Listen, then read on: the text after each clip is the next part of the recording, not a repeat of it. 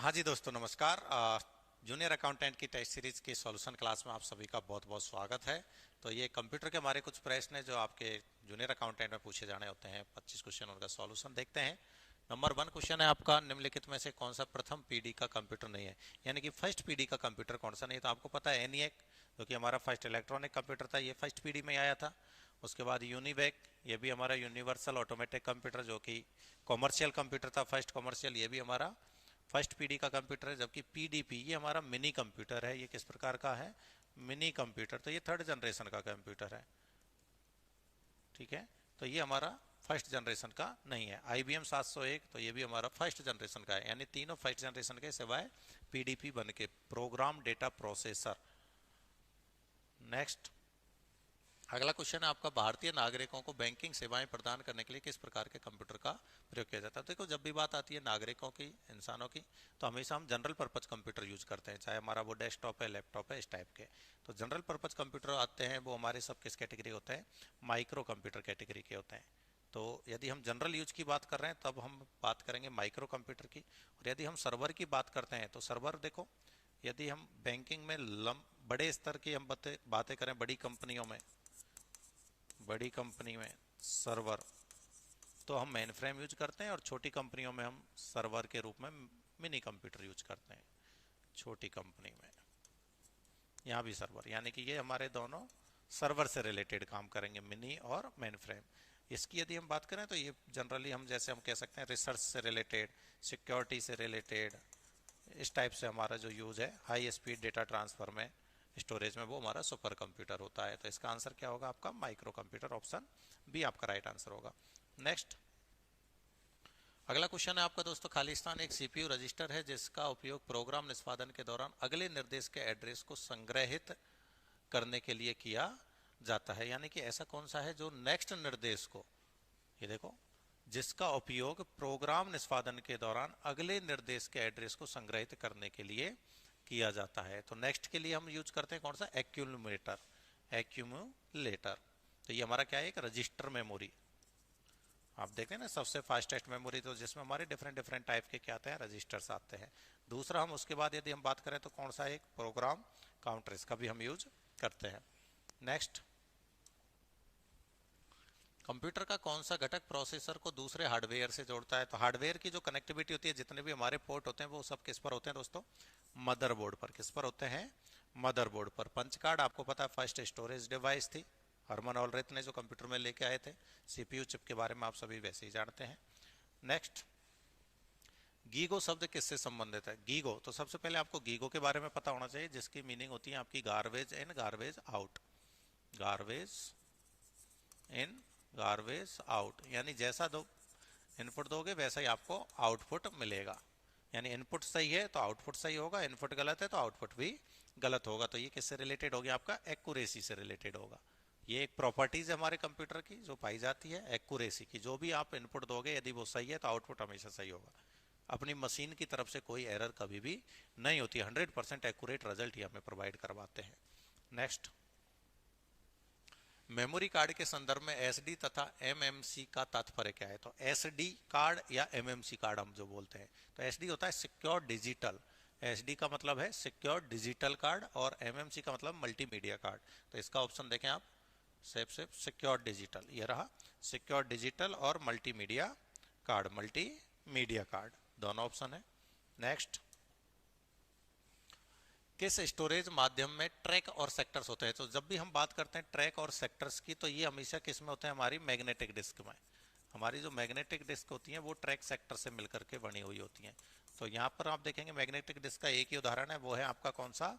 Hard disk. क्या है? Hard disk. दूसरा, आप ये भी याद रखना, एक सेक्टर की जो क्षमता होती है वो 512 बाइट होती है। कितनी? 512 बाइट। इस टाइप से ये हमारे ट्रैक होते हैं, जो सर्किल्स होते हैं इनको हम ट्रैक बोलते हैं, और ये हमारे क्या कहलाते हैं? सेक्टर कहलाते हैं। सेक्टर। नेक्स्ट, अब अधिकांश प्रोजेक्टर में उनके इनपुट स्रोत के रूप में कंप्यूटर से खालिस्तान केबल या बीजीए केबल का उपयोग किया जाता है। तो देखो, जनरली पुराने हमारे जो डेस्कटॉप कंप्यूटर, लैपटॉप जो भी आते थे, उनमें पहले कौन सी केबल ज़्यादा यूज होती थी? बीजीए, मोस्टली जगह। अब इसको पूरी तरह से रिप्लेस होती जा रही है, यानी बीजीए का यूज अब बहुत कम करने लगे हैं लोग, क्योंकि उच्च क्वालिटी का उनको ग्राफिक्स चाहिए होते हैं, तो उसके लिए हम यूज करने लगे हैं बीजीए के साथ साथ अब HDMI। यानी अब आप यदि कोई नया सिस्टम लेके आते हैं लैपटॉप वगैरह, तो उनमें अब कौन सी मिलती है आपको, HDMI, यानी कि फुल फॉर्म भी देख लेना, वीडियो विजुअल ग्राफिक्स एरे या विजुअल ग्राफिक्स अडाप्टर होता है, और इसकी फुल फॉर्म होती है high definition multimedia interface. High definition multimedia interface, आपको इसको ध्यान रखना है, ठीक है। बाकी देखो इथरनेट, ये हमारी केबल होती है जिसे हम जनरली हमारी लैन केबल के नाम से भी जानते हैं। इथरनेट के लिए हम एक और पोर्ट पढ़ते हैं RJ45, ये पोर्ट हमारा कनेक्ट किया जाता है। PS2 की यदि हम बात करें तो ये माउस और कीबोर्ड के लिए होता है जनरली, माउस एंड कीबोर्ड के लिए पहले होता था, अब USB यूज होने लगे। अब क्या होने लगा है, USB, जो सर्कल इस टाइप का होता था, गोलाकार, 3 ऐसे कनेक्टर होते हैं, पिनें होती हैं, तो जो गोलाकार होता है उसे हम बोलते हैं PS2 पर्सनल सिस्टम। और दूसरा यदि हम बात करें अब आने लगा है, तो वो आने लगा है USB। ये कौन सा आने लगा है आपका, USB। तो ये पोर्टों के बारे में भी आप देखें। नेक्स्ट, निम्नलिखित कथनों में से सही या गलत की पहचान करें। कुछ स्टेटमेंट दिए गए, देखो कर्नल, तो कर्नल आपको सभी ने पढ़ा जरूर होगा। लाइनेक्स का एक मेन पार्ट होता है, जैसे हमारे विंडोज में बायोस होता है, विंडोज का मेन पावर किसके पास होता है, बायोस के पास। ऐसे कर्नल लाइनेक्स ऑपरेटिंग जो सिस्टम है उसका मेन भाग होता है, लाइनेक्स का मुख्य भाग होता है, ये ऑपरेटिंग सिस्टम की प्रमुख गतिविधियों के लिए उत्तरदायी होता है। तो ये स्टेटमेंट एकदम सही स्टेटमेंट है। दूसरा, विंडोज ऑपरेटिंग सिस्टम एक मल्टीटास्किंग ऑपरेटिंग सिस्टम, यानी हम विंडो पर एक साथ कई सारे काम कर सकते हैं, तो ये भी एकदम क्या है आपका राइट स्टेटमेंट है। तो दोनों सही, यानी आंसर क्या हो गया आपका, option number B right answer हो जाएगा। नेक्स्ट देखें अगला क्वेश्चन, निम्नलिखित में से कौन सा ऑपरेटिंग सिस्टम विंडो एनटी परिवार का हिस्सा नहीं है। तो विंडो एनटी यानी न्यू टेक्नोलॉजी, तो ये नए वर्जन, यानी कि हमारे जो विंडो 95 के बाद वाले जो वर्जन थे उनको विंडो एनटी में रखा गया था, न्यू टेक्नोलॉजी। तो ये हमारा जो पुराना वर्जन है इनमें से विंडो 3, ये हमारा विंडो एनटी का हिस्सा नहीं है। 2010 और XP ये सब किसके हिस्से हैं, आपके विंडो एनटी का हिस्सा है। एनटी में वो सारे नए वर्जन रखे गए थे जो अपडेटेड आए थे, 32 बिट और 64 बिट में यूज किए गए थे, वो सभी आपके एनटी में रखे गए थे। और 1, 2, 3, 95 ये सब किस में रखे गए थे, विंडो एनटी से बाहर रखे गए थे, सेपरेट थे। नेक्स्ट,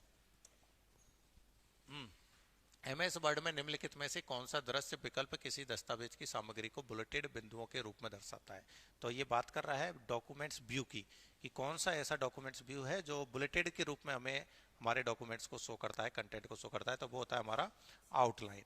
वेबसाइट की तरह दिखाता है वेब पेज। ड्राफ्ट में हमें कोई भी टेक्स्ट ऑब्जेक्ट शो नहीं करता है, सिर्फ टेक्स्ट एडिटिंग के लिए।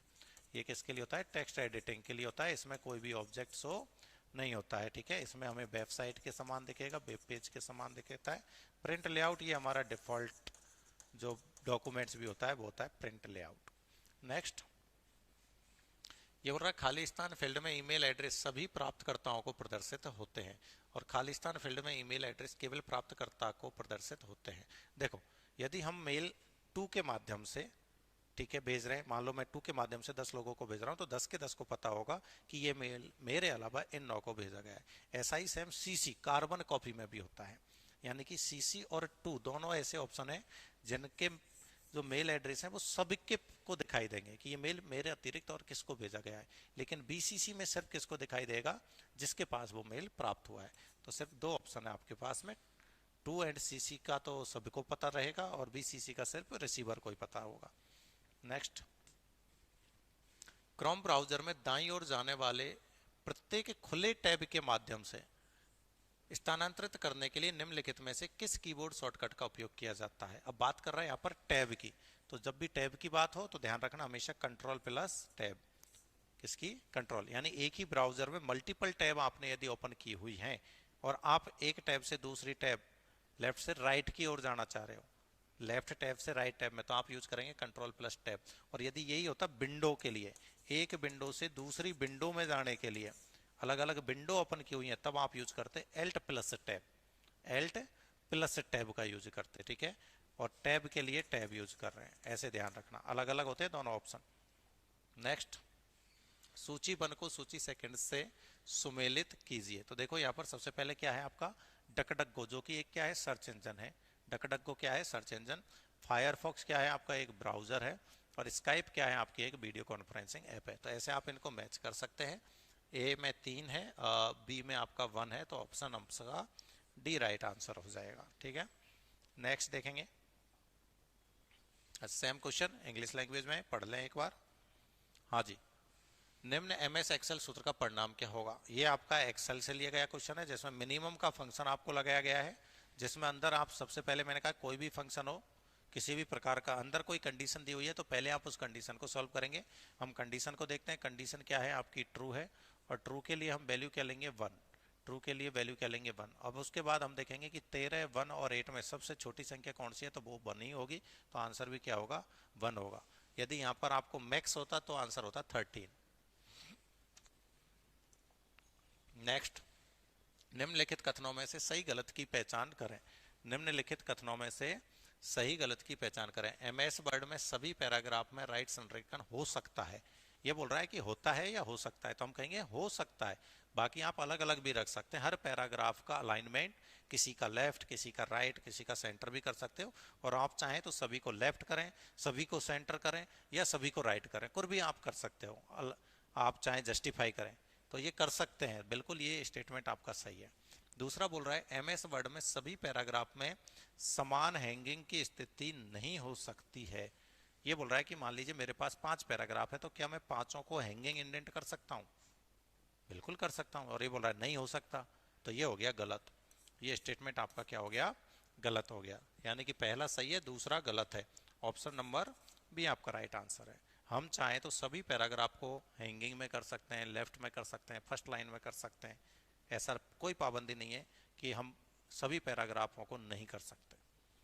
नेक्स्ट, हाँ जी, एमएस वर्ड टेबल के बारे में निम्नलिखित में से कौन सा कथन गलत है। अब ये बात कर रहा है वर्ड टेबल की, किसकी बात कर रहा है, वर्ड टेबल में कौन सा कथन गलत है।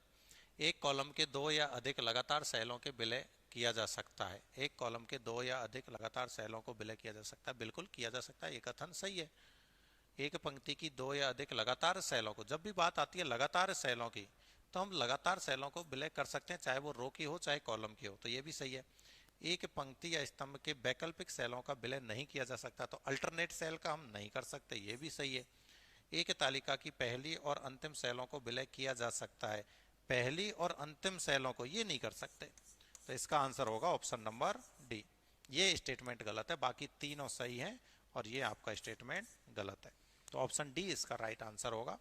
नेक्स्ट, हाँ जी, एमएस पावर पॉइंट प्रेजेंटेशन के संदर्भ में रिक्त स्थानों को भरने के लिए उचित क्रमित युग्म कौन सा है। खाली स्थान का एक प्रिंट आउट निश्चित रूप से खाली स्थान के लिए होता है, ठीक है।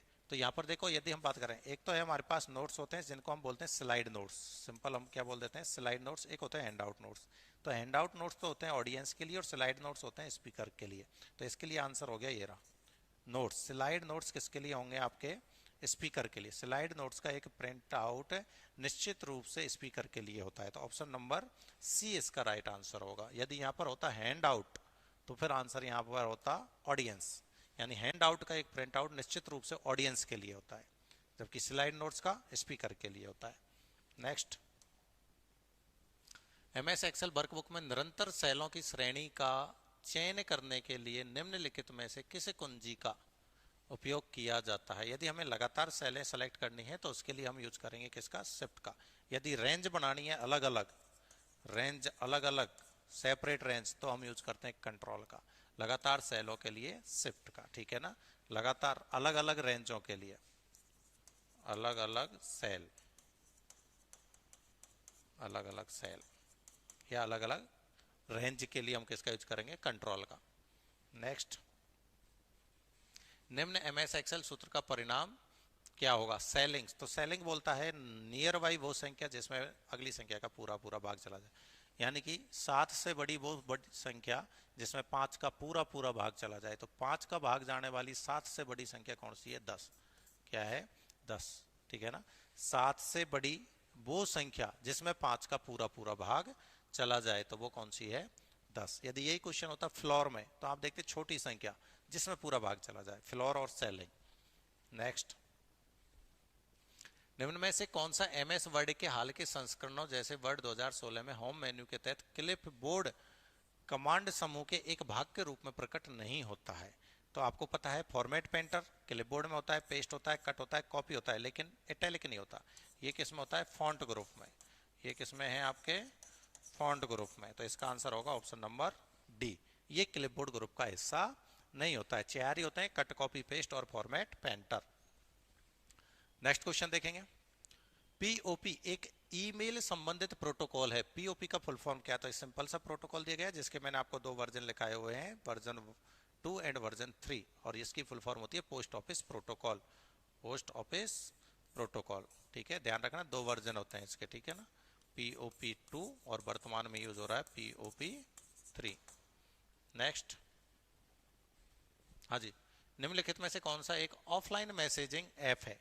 ऑफलाइन मैसेजिंग ऐप, तो ऑफलाइन मैसेजिंग ऐप कौन सी है? बोजर। क्या नाम है? बोजर। ये आपने देखो, यांडेक्स आपका सर्च इंजन में आता है, बिंग भी सर्च इंजन है, लाइकोस भी क्या है? सर्च इंजन है, लेकिन ऐप ऑफलाइन ऐप कौन सी है? बोजर नाम से एक ऐप आती है। नेक्स्ट, HTTPS के बाद खालिस्तान और खालिस्तान आते हैं, यानी आप जब भी कोई भी वेबसाइट ओपन करेंगे तो उसमें जो HTTP यानी आपका URL होता है, उसमें देखें HTTP के बाद में, तो आपने देखा होगा इसके जस्ट बाद में पहले तो 2 ये आएंगे डॉट, यानी जिसे हम बोलते हैं कॉलन। क्या बोलते हैं? कॉलन। उसके बाद आते हैं 2 ये आपके स्लैश, जिनको बोलते हैं फॉरवर्ड राइट स्लैश। तो इसका ऑप्शन हो गया कॉलन और 2 फॉरवर्ड स्लैश, ये वाला, ठीक है। 2 डॉट होते हैं लेकिन इनको कॉलन कहा जाता है, ऐसे डॉट नहीं लगातार, ये वाले डॉट नहीं, नहीं तो आंसर होता है 2 डॉट्स, गलत है, कॉलन बोला जाता है, 2 फॉरवर्ड स्लैश। तो ऑप्शन डी इसका राइट आंसर होगा। नेक्स्ट, मुख्य पृष्ठ किसी वेबसाइट का फर्स्ट पेज होता है, क्योंकि किसी भी वेबसाइट के पहले पेज को, फर्स्ट पेज को हम क्या बोलते हैं? होम पेज बोलते हैं। तो ये इसका आंसर हो गया फर्स्ट। तो ये आपके क्वेश्चन होते हैं कंप्लीट। आशा करता हूँ आपकी तैयारी बहुत अच्छी चल रही होगी। लगातार आप बस प्रैक्टिस करते रहिए, टेस्ट सीरीज देते रहिएगा। क्वेश्चन जितने ज़्यादा आप निकाल पाओगे उतनी आपकी हेल्प होगी। तो सभी को बहुत बहुत शुभकामनाएं, मेहनत करते रहें और ज़रूर सफल हों। धन्यवाद।